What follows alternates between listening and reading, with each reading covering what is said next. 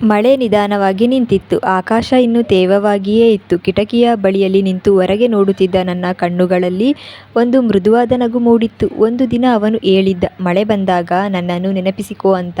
ಆ ಮಾತು ನನ್ನ ಕಿವಿಯಲ್ಲಿ ಕೇಳಿಸಿತು. ಮಳೆ ಬಂದಾಗ ನಾನು ನನ್ನನ್ನೇ ನೆನಪಿಸಿಕೊಳ್ಳುತ್ತೀನಿ. ಅವನು ನನ್ನ ಜೀವನಕ್ಕೆ ಬಂದಾಗ ಮಳೆಹನಿಯಂತಿದ್ದನು. ಹೋಗುವಾಗ ನೆನಪುಗಳ ಸುಗಂಧ ಬಿಟ್ಟು ಹೋದನು. ನಮ್ಮ ಪ್ರೀತಿ ತುಂಬ ಶಬ್ದ ಮಾಡಲಿಲ್ಲ. ಆದರೆ ಮಳೆಯಂತೆಯೇ ಶಾಂತವಾಗಿ ಹರಿಯಿತು. ಆದರೆ ಒಂದು ದಿನ ಮಳೆ ನಿಂತಂತೆಯೇ ಅವನು ಹೋದನು. ಹೇಳದೆ ಉಳಿದ ಮಾತುಗಳು ನನ್ನ ಹೃದಯದಲ್ಲಿ ಮೌನವಾಗಿ ಉಳಿದವು. ಆ ರಾತ್ರಿ ನಾನು ನನ್ನ ಡೈರಿಯನ್ನು ತೆಗೆದನು. ನನ್ನ ಕಣ್ಣೀರಿನ ಹನಿಗಳು ಕಾಗದದ ಮೇಲೆ ಬಿದ್ದವು. ಹೇಳಲಾಗದ ಮಾತುಗಳು ಸಾಲುಗಳಾಗಿ ಹರಿಯತೊಡಗಿದವು.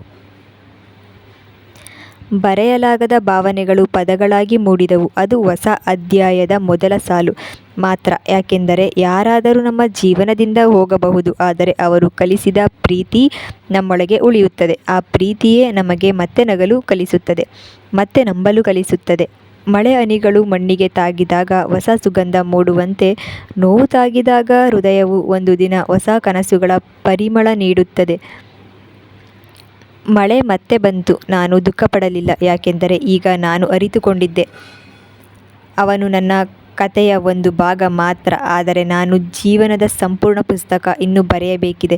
ಮಳೆ ಹನಿಯಂತೆ ಬಂದ ಪ್ರೀತಿ ನನ್ನೊಳಗೆ ಹೊಸ ಆರಂಭವಾಗಿ ಉಳಿದಿತ್ತು.